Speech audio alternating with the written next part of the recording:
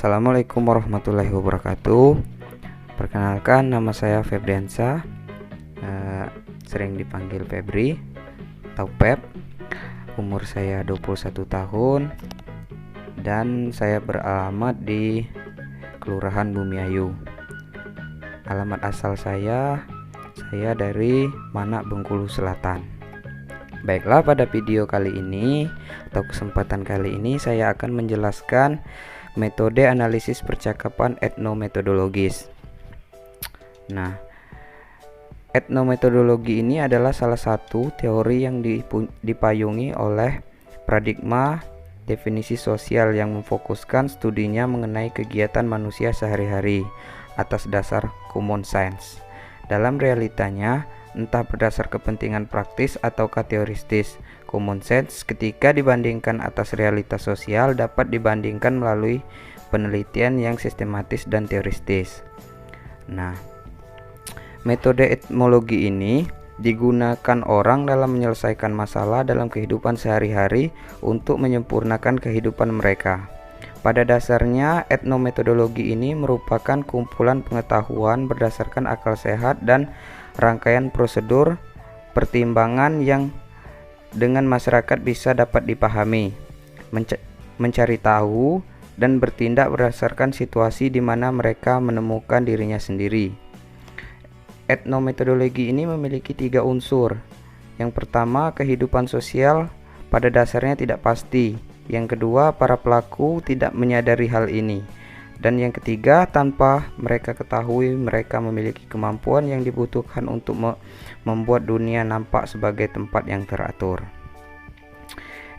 Esensi dari etnometodologi ini tidak hanya terletak pada pernyataan teoris, namun pada empiris atau pengaplikasian. Ada 2 esensi dari studi ini, yaitu yang pertama, studi setting institusional. Studi ini pertama kali dilakukan oleh Gers Frenkel dan rekannya, berlangsung dalam setting biasa dan tidak institusional seperti di rumah. Kemudian bergeser ke arah studi kebiasaan sehari-hari dalam setting institusional seperti dalam sidang pengadilan, klinik, dan kantor.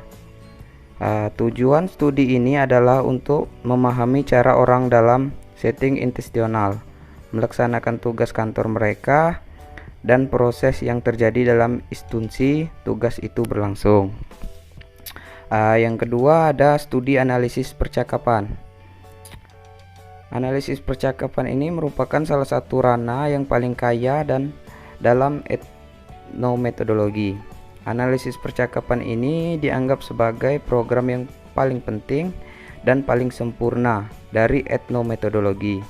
Praktek ini dibangun oleh Hervé Sek di pertengahan tahun 60-an dengan menjadikan percakapan sebagai tema utama penelitiannya.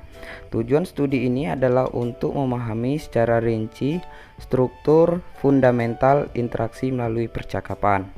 Nah, itulah penjelasan dari etnometodologi. Berikut ini ada contoh analisis dari etnometodologi ini. Yang pertama ada contoh 1, munculnya interaksi dari kalimat dan kisah. Pada pembicaraan materi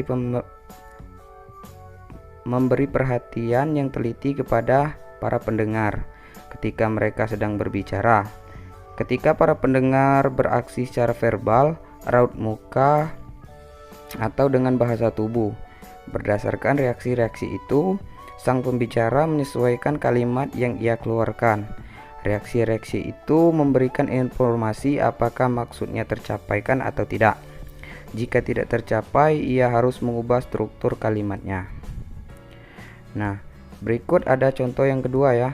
Contoh yang kedua ini mengenai penelitian terhadap komunitas WhatsApp atau WA pengurus harian jurusan Syariah Stain At-Tahzib dari sudut pandang etnometodologi.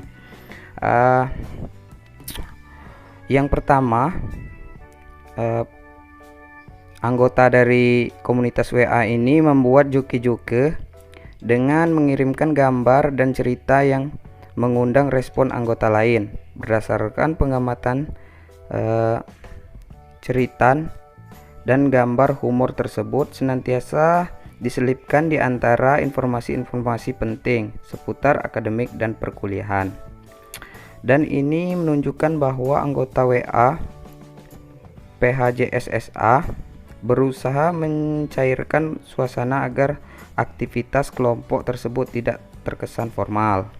Yang kedua, setiap anggota WA ini berusaha adaptif dengan lingkungan sosial yang baru, dengan mendefinisikan ulang norma atau etika sosial yang relatif berbeda dengan latar belakang para anggota, dengan mengadakan rasa saling menghormati yang membuat peneliti ini terlalu formal.